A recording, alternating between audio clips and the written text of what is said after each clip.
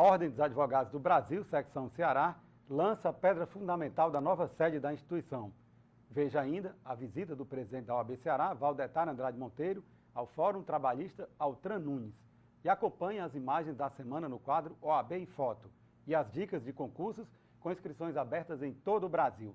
Fique informado sobre as notícias do Judiciário Brasileiro e da Ordem dos Advogados do Brasil, no programa OAB na TV Mundo Jurídico, que começa agora.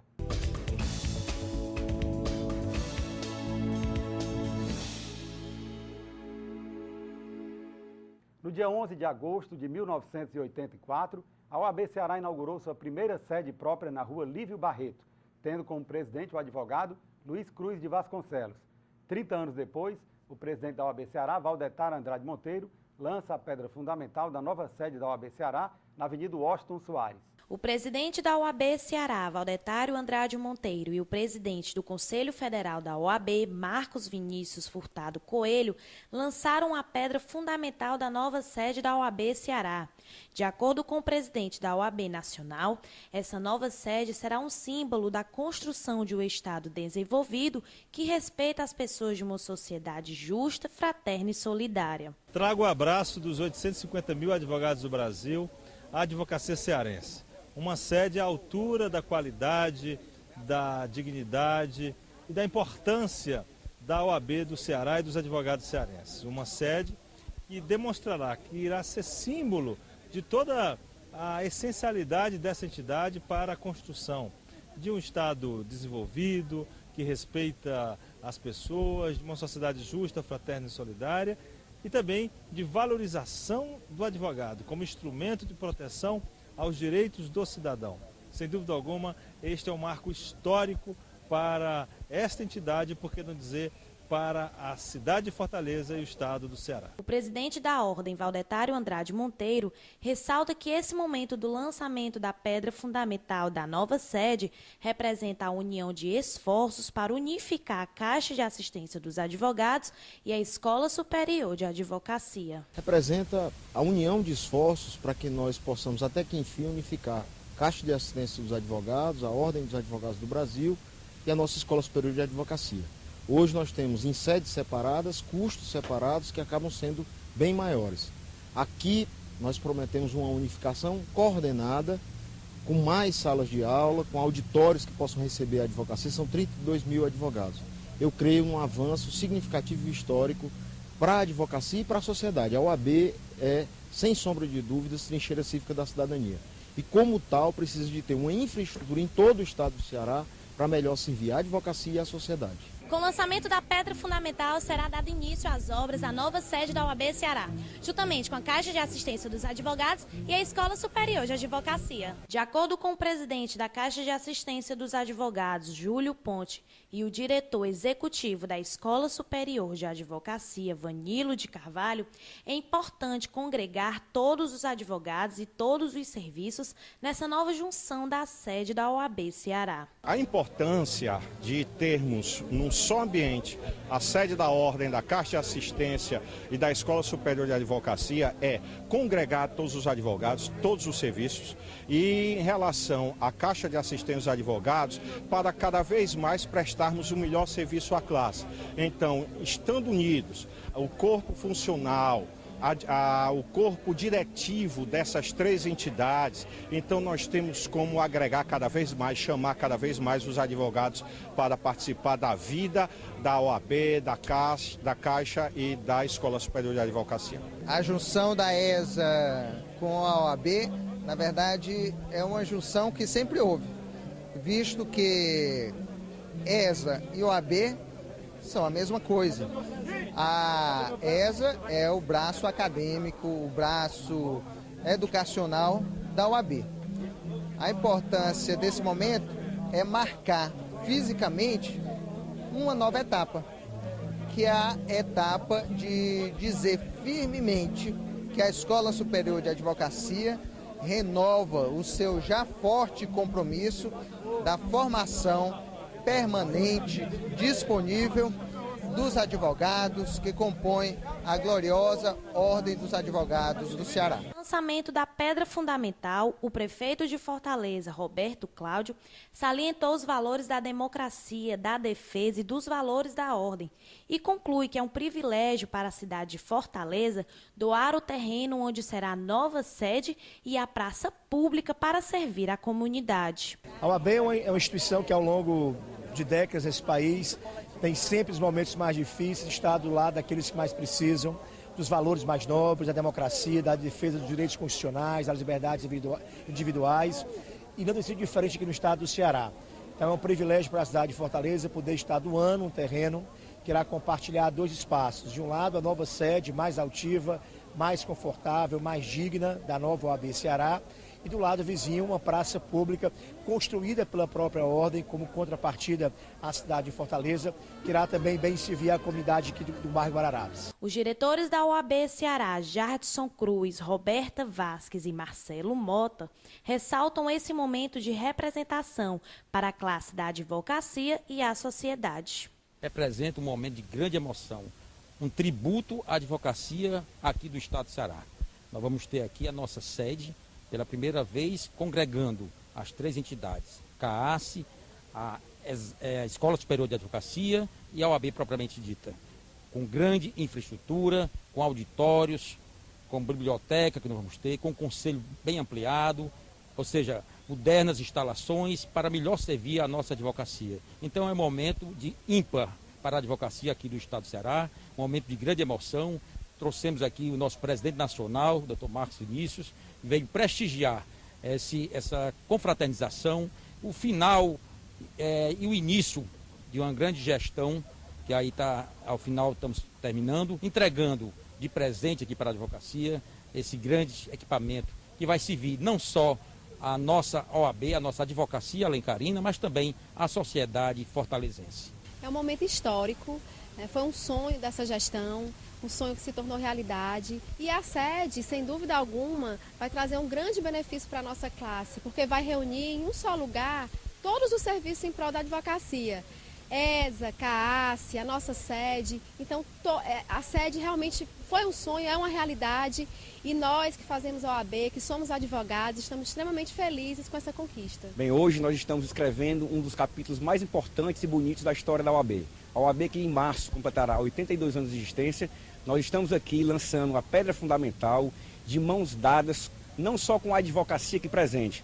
Hoje nós trouxemos o presidente do Conselho Nacional, o presidente Marcos Vinícius, toda a diretoria da OAB presente, o prefeito da cidade, Roberto Cláudio, enfim, inúmeras autoridades que contribuíram para que esse sonho viesse a se concretizar. Então hoje, repito, é um marco histórico, um marco extremamente importante e eu me sinto muito feliz, mas realmente muito feliz por participar desse capítulo bonito da história da OAB. Depois da bênção concebida pelo bispo Dom Manuel Edmilson da Cruz, foi então lançada a pedra fundamental da nova sede da Ordem dos Advogados, secção Ceará.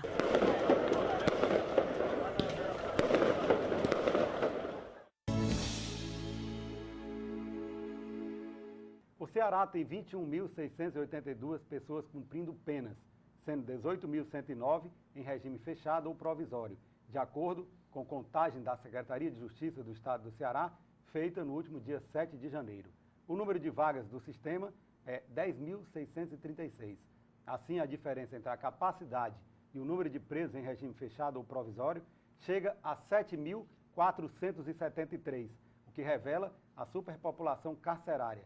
E para falar sobre o tema, nós recebemos agora em nosso estúdio o presidente da Comissão de Direito Penitenciário da OAB Ceará, Dr. Márcio Vitor Meia de Albuquerque. Dr. Márcio, é um prazer tê-lo aqui em nosso estúdio. É um grande prazer, Velch, estar novamente aqui no seu programa. Inicialmente, eu gostaria que o senhor fizesse uma análise, uma avaliação desta superpopulação carcerária no estado do Ceará. Realidade que não é própria só do nosso estado, que se repete nas outras unidades da federação. Isso é um problema. Nós também fazemos parte de uma coordenação nacional na OAB Federal e nós sabemos que essa questão da superlotação carcerária gera a falta também, prejudica a ressocialização do preso. Nós sabemos que aqui no Ceará o índice de reincidência é muito alto. Nós sabemos que no estado do Ceará também a quantidade de presos provisórios é muito alto. O preso provisório, você sabe bem, que é aquele que não foi julgado ainda, que está respondendo um processo, então o processo ainda está em grau de apelação, ou seja, não se tem um juízo de certeza acerca realmente da autoria, se ele vai ser condenado ou não. Então é um grande problema. E o que nós detectamos nessas últimas visitas, durante todo esse decorrer do nosso trabalho, é a questão da mistura de presos. Não é num cenário de superlotação, não há uma divisão, né, adequada, apesar de a última gestão da Secretaria de Justiça trabalharam bastante, não é? Fizeram bastante, mas realmente precisa de mais espaço. Diga-se passagem, houve até uma melhora, houve mais construção, porém ainda o espaço é muito pequeno. Então você vê preso crimes, um sujeito que cometeu um crime de média gravidade ao lado de traficantes, não é?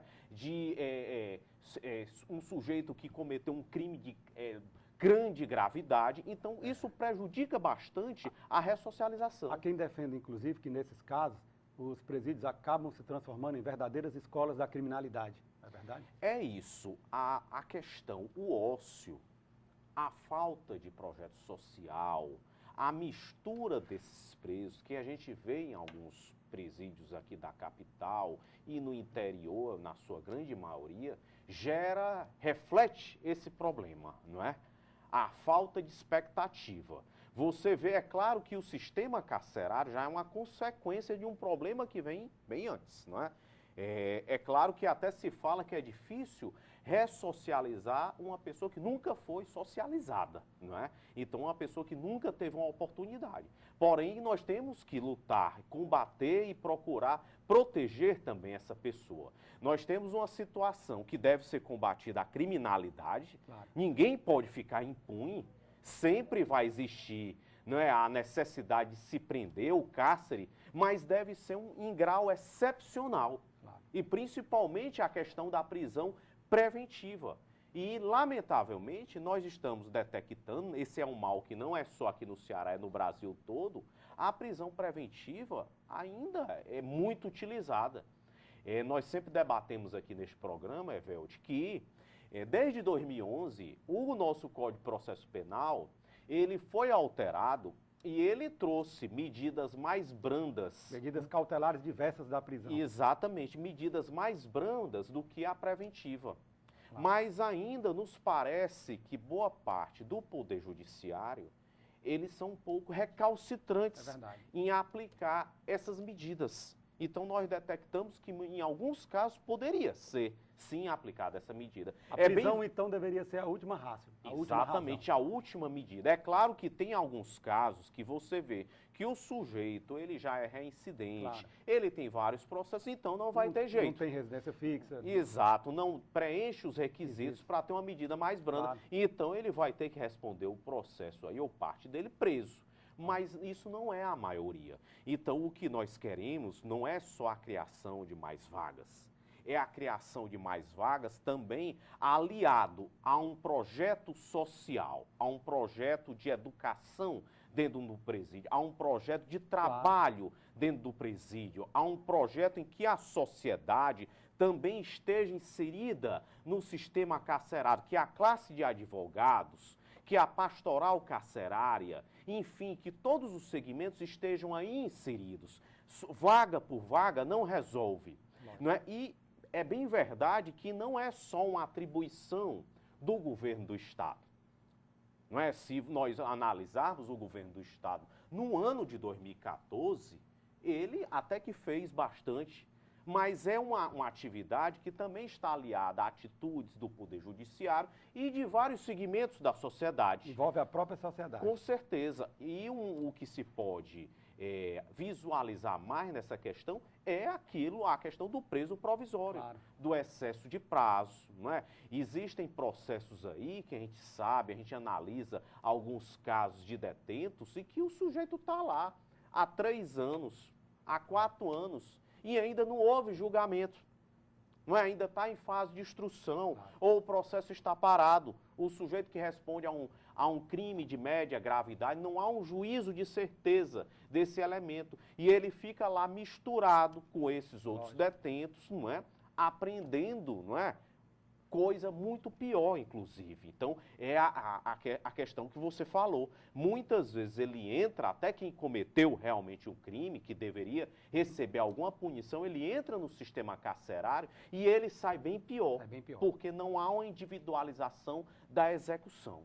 Só acredito, então, que as políticas públicas voltadas para o combate à criminalidade devem ser repensadas. Devem ser repensadas. Então, dentro do sistema carcerário, não adianta, não existe, não há como haver contribuição num sistema vingativo. O que seria um sistema de pena, de vingança. O sujeito cometeu um crime, uma espécie de pena do talião, e ele vai receber uma pena muito maior. Não é isso. Quando o senhor toca nesse assunto, me permita, é interessante a gente aqui até destacar o chamado direito penal do inimigo, que é uma onda que está pegando corpo em alguns países. Salvo engano, isso surgiu na Alemanha, né? Isso. Onde você acaba suprimindo uma série de direitos e garantias constitucionais do preso. E isso é perigoso, né? Porque pode se voltar contra a sociedade. As ideias do Gunther Jacobs, por exemplo, não é? Elas são extremamente criticadas, e o direito penal do inimigo, ele, em muitos casos, ele não traz retorno. Você trata inclusive uma pessoa que esteja respondendo um processo, como um criminoso em grande potencial. Então, dentro dessa ótica, se aplica uma pena máxima para ele. E, na realidade, se você olhar o nosso Código Penal, até esses projetos de mudança que tem aí, a pena do Brasil, ela já é muito alta. Claro. Né? O que se deve analisar é a questão de uma pena em que haja o que a Constituição Federal também diz, o caráter da humanização, da ressocialização e não da brutalização. Não é impunidade. O elemento, ele cometeu um crime, ele errou, ele deve responder, e se for necessário, ele vai responder com a pena privativa de liberdade, ou então até com a prisão provisória. Mas isso tem que haver um grau de proporcionalidade, e ele deve ali haver dentro do presídio uma separação desse preso, deve haver uma ocupação para ele, um trabalho adequado. É isso que se quer. Então, se a lei de execução penal fosse cumprida, pelo menos a metade dela, nós teríamos um sistema carcerário e o índice de reincidência seria bem menor. Você deve estar vendo aí esse caso de um brasileiro que ele foi, inclusive, executado na Indonésia. Ele cometeu realmente um crime grave, que foi um tráfico de drogas, e lá foi aplicado a pena de morte para ele. E eu pergunto, isso é exemplo? Será que o Estado, ele deve se transformar, ele deve agir de uma maneira pior, bem mais brutal do que aquele que cometeu um crime? Estranho que lá, que um sujeito que comete um homicídio, ele não tem pena de morte. Enquanto esse cidadão que cometeu, digamos assim, um tráfico de média gravidade, ele não era um traficante internacional, conhecido, reincidente, era praticamente o primeiro ato de tráfico de drogas, ele recebeu uma pena de prisão de morte. Então isso é muito grave, é bem pior a atitude do Estado. Não quer dizer que educa. E outro detalhe é que ele já tinha ficado preso cerca de 10 anos. Então, na grande maioria dos países, inclusive aqui no Brasil, ele já tinha pago há muito tempo a sua pena. Então, se quer se falar em democracia, como é o caso do Brasil, nós não podemos esquecer do sistema carcerário. Não quer dizer que lá dentro do sistema carcerário esse sujeito vai ter alguma regalia. Não é isso. É só o cumprimento. E esse retorno, é bom que a população entenda que essa questão de você cuidar do sistema carcerário, o retorno é para a própria sociedade. Porque o elemento que está lá dentro, ele é tratado como se fosse um cachorro, um porco. Quando ele sai de lá, ele sai muito mais brutalizado para cometer crimes maiores e piores. E a vítima de tudo isso somos nós mesmos e o próprio Estado. Então não é nenhuma regalia. O sujeito está preso, o que é que se diz para uma criança, para um jovem? Estude. Quando um sujeito já sai, entra na faculdade, trabalhe. Então esse sujeito que está no sistema carcerário, esse é que tem que ter uma ocupação. Durante 8 horas ele tem que trabalhar. É só essa forma que nós podemos aí haver um retorno para a sociedade. Doutor Márcio, quando o senhor fala na função ressocializadora da pena, a pena, na verdade, tem 3 funções. Se eu estiver equivocado, o senhor me corrija. Tem a função retributiva, a função punitiva e a função ressocializadora, das quais eu reputo a mais importante. E o senhor tocou num aspecto relevante da pena, e eu lhe pergunto, o Brasil ele é signatário das regras mínimas de tratamento para o preso. Inclusive, essa regra, ela destaca de que devem existir bibliotecas dentro das unidades prisionais, dentro dos presídios, para que sejam oferecidos livros para os presos, podendo inclusive ser utilizados para a remissão da pena. Como é que está essa questão aqui no estado do Ceará? Os presídios estão preparados para cumprir essa regra? Bom, aqui nos presídios aqui do estado do Ceará, uma parcela já tem essas bibliotecas, não é? Desde o ano passado, a última secretária de Justiça, a doutora Mariana Lobo, ela começou a implantar, inclusive, um grande projeto, não é, que se chama aí, é um projeto em que o preso que lê, ele poderá ter o direito de remissão de pena. O que é isso? Em determinada quantidade de leitura de determinadas obras, esse preso pode abater uma pequena parcela da sua pena. É como se fosse aí, equiparadamente, a questão do estudo, do trabalho, não é? Então é um projeto que já vem sendo aplicado em outros estados e aqui no estado do Ceará também está sendo feito isso e que é importantíssimo. E da nossa parte, a Ordem dos Advogados já entrou em contato com a Secretaria de Justiça, já entrou em contato com a CISP, exatamente para fazer a doação de obras, não é, para que seja, não é, agraciada dentro desse projeto. Tanto vá para as bibliotecas dos presídios, como também seja inserido, se for o caso, se houver uma seleção, nesse projeto da leitura, não é, podendo remir na pena desse detento. Então, por exemplo, eu mesmo estou doando a minha obra, que se trata aí da questão do habeas corpus, o doutor Sávio Aguiar, que é conselheiro da OAB Ceará, a doutora Roberta Vaz, que é diretora da OAB Ceará, também estão doando. A doutora Ana Carine, né, também que faz parte de comissões da OAB, está doando o seu livro, né, bem como o doutor Dalton Marques está fazendo essa doação. Então, nós, nesta semana ainda, nós vamos fazer esse convênio e, se Deus quiser, não é, isso vai servir de estímulo também a outros segmentos, a outros autores, não é, para que esse projeto ganhe, não é, uma amplitude maior e com certeza pode aliar, ao lado de outros projetos sociais, pode haver uma melhora dentro do sistema carcerário do nosso estado. Então, sem dúvida alguma, é uma atitude muito positiva da Secretaria de Justiça e a OAB Ceará, a Comissão de Direito Penitenciário, ela também está, não é, contribuindo, não é, dentro das suas possibilidades. Doutor Márcio, eu gostaria que o senhor fizesse agora um breve balanço das principais ações desenvolvidas pela Comissão de Direito Penitenciário ao longo de 2014. Pois bem, em 2014, só a título de exemplo, nós fomos a inúmeras cadeias públicas, a delegacias de polícia, não é? E nós vamos continuar essa atitude, não é? Já em 2015, já há uma agenda grandiosa nesse sentido, não é? Então, para se ter ideia, nós estamos entregando para a Secretaria de Justiça já nessa semana um relatório sobre a inspeção que houve no ano passado, em dezembro, na cadeia pública de Paracuru, não é? No ano passado fomos a Canindé, fomos a Maranguape, fomos a Maracanaú, não é? É o caso, por exemplo, de Maranguape, que é de muita preocupação, tanto na cadeia pública como na delegacia de polícia. É uma situação de desespero. Nos preocupa bastante, Hervelt, ainda nesse ano, não é? A questão do preso em delegacia de polícia. Né? Houve uma atitude muito boa do governo do estado no ano passado, que eles conseguiram esvaziar boa parte das delegacias aqui em Fortaleza, na região metropolitana, não é? Mas não foi em todo o estado do Ceará, as delegacias ainda estão cheias. Em Maranguape, Maracanaú, nós detectamos a presença de muitos detentos de delegacia de polícia. Então, inclusive, nós entendemos, né, de acordo com a lei processual penal e com a lei de execução penal, não há menção da possibilidade de preso dentro de delegacia. Então, na realidade, o preso, inclusive para ser cumprido o que está na lei de execução penal, ele deve ficar no sistema penitenciário, no presídio, né, na CPPL, é lá que ele deve ficar. Então, você permitir que um preso fique dentro da delegacia de polícia, você está o quê? Prejudicando a segurança pública. Você está prejudicando a investigação policial. Então, isso é outro ponto que nós vamos bater novamente, nós vamos dialogar com o governo do Estado, com a Secretaria de Segurança Pública, com a Secretaria de Justiça, no sentido que realmente haja um esvaziamento.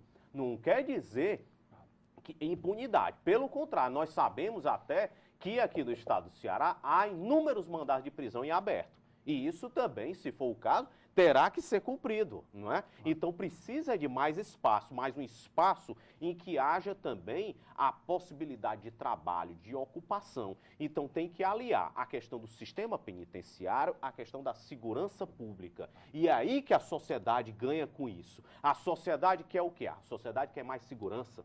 A sociedade quer ver uma paz pública, não é? Então, com certeza, o sistema carcerário ele está ligado a isso. A questão da delegacia de polícia ter detento em xadrez é muito perigoso, porque nós detectamos inúmeros motins, inúmeras fugas. É um perigo para o próprio agente, para a própria polícia, para a própria sociedade. Outro ponto que também nós destacamos no trabalho de 2014 e que vai continuar é a questão da estrutura para o advogado criminalista. Então, detectamos que muitos desses presídios há uma certa demora para o advogado criminalista ter contato com o seu cliente.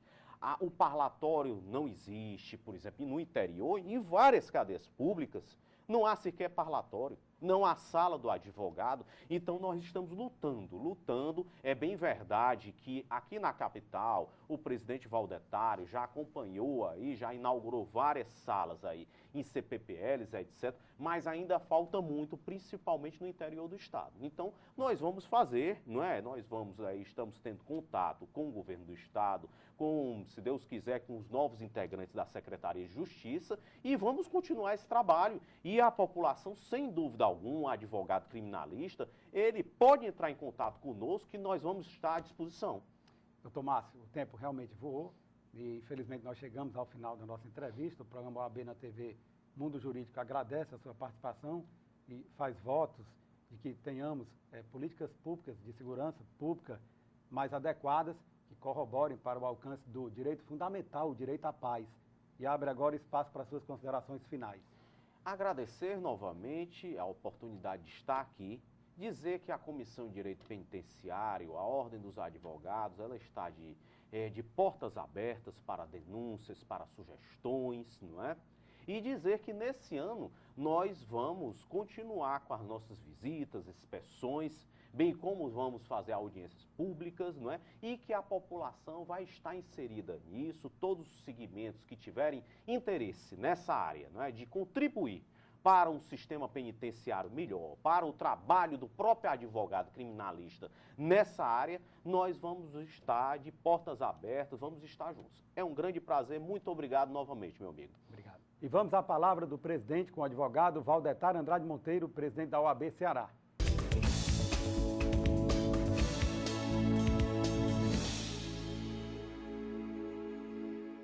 Colegas advogados e advogadas, começamos o ano com uma boa notícia para a advocacia. A Ordem dos Advogados do Brasil conseguiu, junto ao Ministério da Educação, um enrijecimento na criação de novos cursos jurídicos. O parecer da OAB, que era apenas opinativo, passa a ter um peso maior na fundamentação da abertura de novos cursos. A nota, que antes era 3, passou a ser 4 para que a faculdade habilite um novo curso de Direito. Só assim, forcejando o ensino jurídico de maior qualidade, nós conseguiremos ter aprovados no exame de ordem bacharéis que possam vir a exercer a advocacia com dignidade. É a capacitação que muda a feição do advogado frente ao Poder Judiciário. De igual modo, estamos requerendo ao Tribunal de Justiça a ampliação do número de candidatos chamados no último concurso para servidor do tribunal. Nós precisamos de mais servidores, de infraestrutura, principalmente no interior do estado, como também, de resto, na capital, para que o magistrado, para que o advogado, o membro do Ministério Público, o defensor público, possa efetivamente exercer a atividade com a entrega da prestação jurisdicional.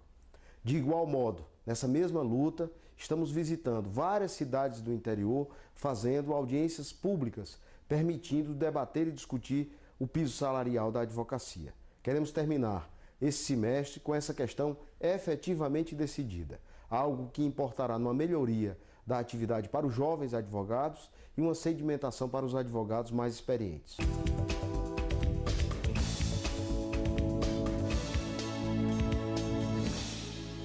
A seguir, você confere a visita do presidente da OAB Ceará, Valdetar Andrade Monteiro, ao Fórum Trabalhista Altran Nunes.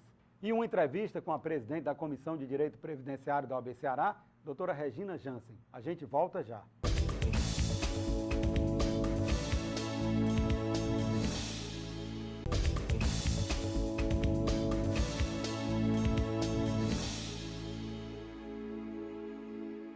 A fim de fazer uma economia de 18 bilhões de reais por ano, a partir deste ano, o governo federal está apertando as regras para a concessão de benefícios do Fundo de Amparo ao Trabalhador, o FAT, e da Previdência Social. A presidente Dilma Rousseff apresentou uma medida provisória com uma série de ajustes. As mudanças atingem o abono salarial, o seguro-desemprego, o seguro-desemprego dos pescadores artesanais, a pensão por morte e o auxílio-doença. E para analisar essas mudanças, nós conversamos agora com a presidente da Comissão de Direito Previdenciário da OAB Ceará, a doutora Regina Jansen. Doutora Regina, é um prazer tê-la conosco aqui novamente no estúdio. Nossa Comissão de Direito Previdenciário agradece mais uma vez estar aqui com você, é uma satisfação. Eu gostaria, inicialmente, que a senhora fizesse aqui uma breve análise dessa medida provisória. Ela representa um grande prejuízo para o beneficiário? Bom, apesar do governo fundamentar que será favorável, um corte de gastos, aparentemente seria favorável para o governo, no entanto, para o segurado é, de certa forma, prejudicial. Não para esse segurado que já recebe, no caso da pensão por morte. Tem alguns pontos relevantes na medida provisória que alteram consideravelmente a concessão dos benefícios, não é? Mas não alteram para quem já recebia.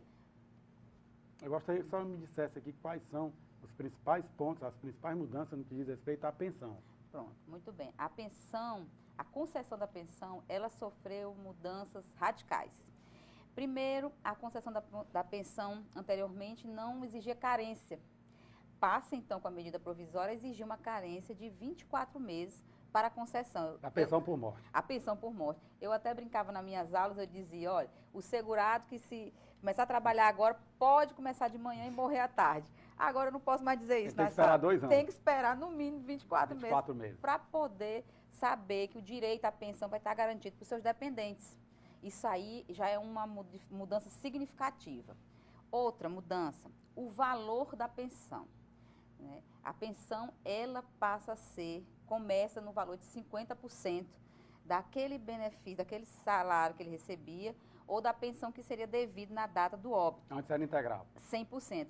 É interessante lembrar que antes a lei previa 50%. Nós tivemos uma evolução legislativa para melhorar a vida do segurado dependente e foi acrescido 100% o valor da pensão por morte.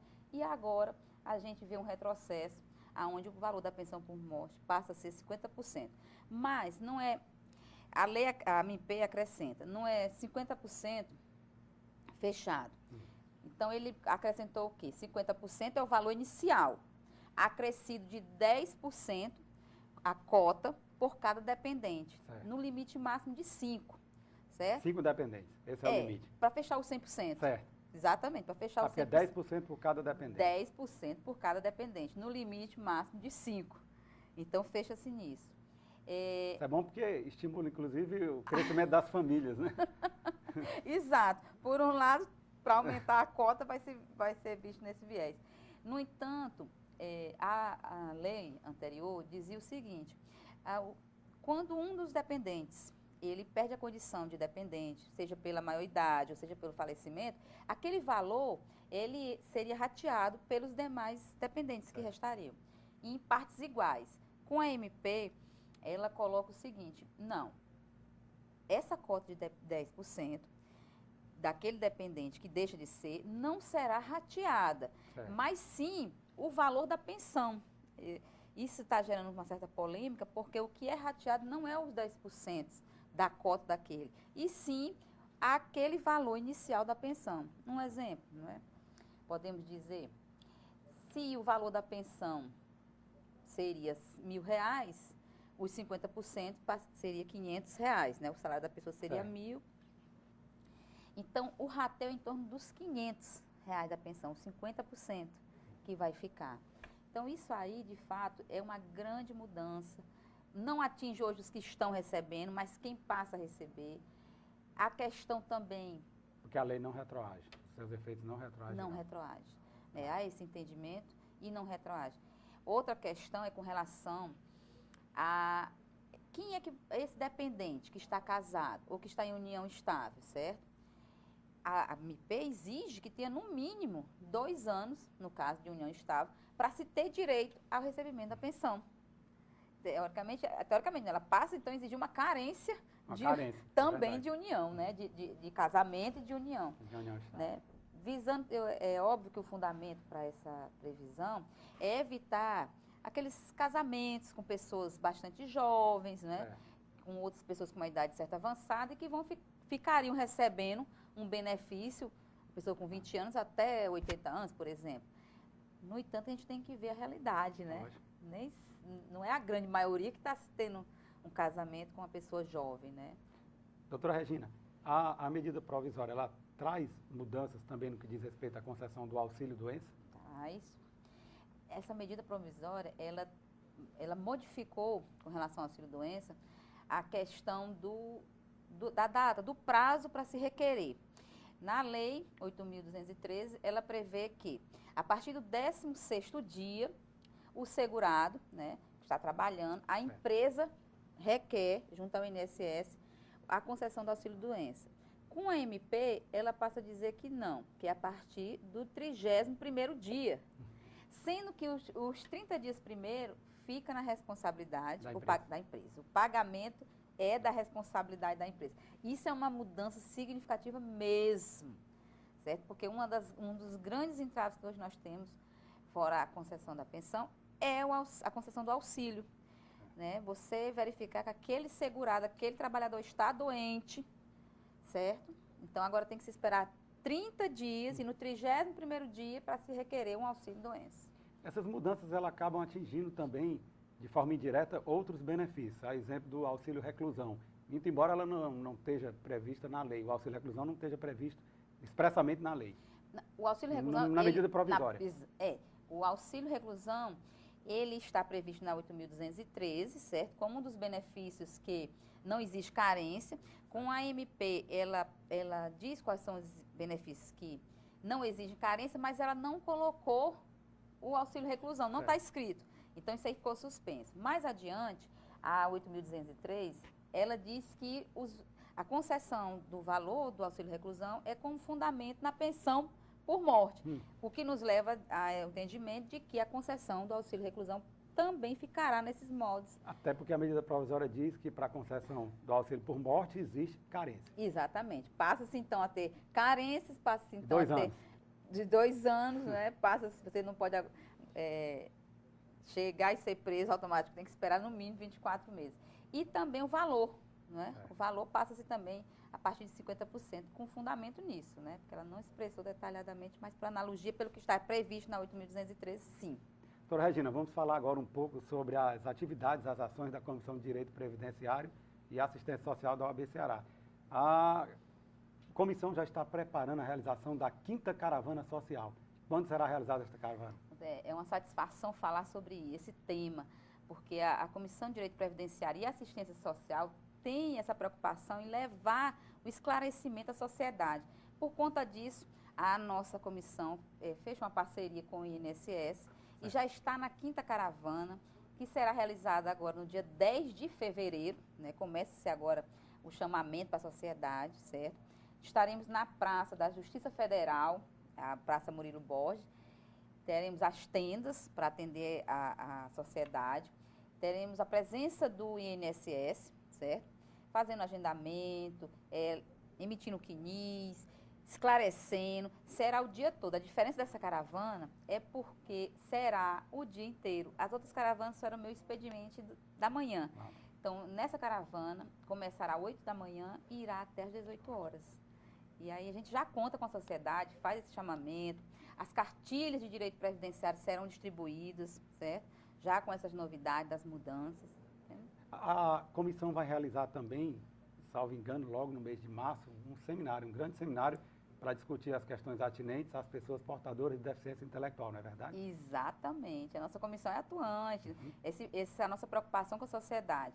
Nossa comissão é Previdência e Assistência Social. Então, nós fechamos uma parceria com a PAI Fortaleza, certo? E nós estamos realizando o primeiro congresso cearense de direito, primeiro congresso cearense de direito das pessoas portadoras com deficiência intelectual. E nesse congresso nós abordamos 3 blocos fundamentais. O direito à educação, o direito ao trabalho, o direito à previdência e à assistência social. Ótimo. Doutora Regina, infelizmente nós estamos chegando ao final da nossa entrevista. O programa OAB na TV Mundo Jurídico agradece a sua participação, faz votos de que a OAB, por meio da Comissão de Direito Previdenciário e Assistência Social, alcance todos os seus objetivos, em busca de melhores condições de vida para todos. E abre espaço para suas considerações finais. Nós agradecemos mais uma vez a presença e eu quero só apenas dizer que o Congresso se realizará dia 9 e 10 de março no auditório da Justiça Federal, que é um grande apoiador, uma grande apoiadora, nossa parceira. E a comissão está à disposição do programa e da sociedade para todos os esclarecimentos com relação ao direito previdenciário e assistência social. Obrigado. Muito obrigada. O presidente da OAB Ceará, Valdetar Andrade Monteiro, visita advogados no Fórum Trabalhista Altran Nunes. Confira. O presidente da OAB Ceará, Valdetário Andrade Monteiro, esteve no Fórum Altran Nunes para dar boas-vindas aos advogados trabalhistas no início de mais um ano de atividades. Além da visita ao Altran Nunes, o presidente da ordem visitou também o Fórum Clóvis Bevilacqua. Em seu discurso, o presidente destacou que a OAB Ceará precisa de uma nova sede para melhor atender a toda a classe, seja com os serviços oferecidos pela entidade, como por aqueles prestados pela Caixa de Assistência dos Advogados e a Escola Superior de Advocacia, que na nova sede passam a integrar o mesmo prédio. Em instantes, as imagens da semana no quadro OAB em Foto. Veja ainda as dicas de concursos com inscrições abertas em todo o Brasil. É já já.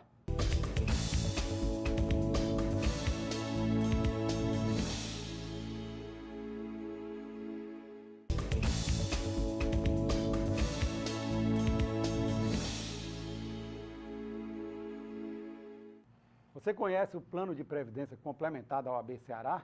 A OAB Prev Ceará surgiu do anseio da Ordem dos Advogados do Brasil e da Caixa de Assistência dos Advogados do Estado do Ceará em oferecer um plano de previdência complementar desenvolvido exclusivamente para atender às necessidades dos advogados cearenses. A previdência complementar fechada no Brasil vem crescendo a cada ano. Nós brasileiros percebemos que é preciso pensar no futuro, fazer economia hoje, pensando na qualidade de vida de amanhã. A OAB Prev Ceará funciona como uma poupança. É um investimento de longo prazo em que você pode acompanhar, através de extratos, a rentabilidade de seus investimentos. Por isso, não perca tempo. Faça já o seu plano de previdência complementar e garanta o seu futuro. Para mais informações é só ligar para 3464-3991. E vamos conferir agora as dicas dos principais concursos jurídicos com inscrições abertas em todo o Brasil. Tribunal de Justiça do Estado de Pernambuco. Inscrições até 19 de fevereiro. Mais informações pelo site www.concursosfcc.com.br. Ministério Público do Trabalho. Inscrições abertas de 2 de fevereiro a 12 de março. Mais informações pelo site www.mpt.gov.br/concurso. E as imagens que marcaram a semana estão no quadro OAB em Foto.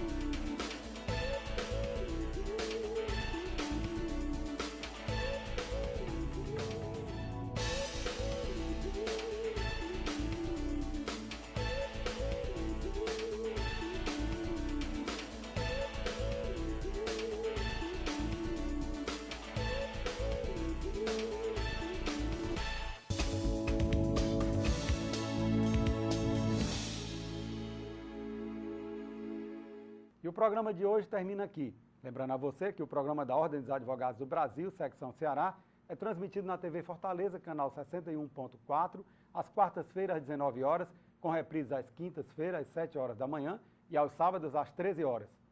Assista também um programa inédito na TV O Povo, canal 48, às quartas-feiras às 23 horas, com reprises às sextas às 11 da manhã, sábados às 22h45 e aos domingos às 11h15 da manhã, ou através do site da OAB Ceará.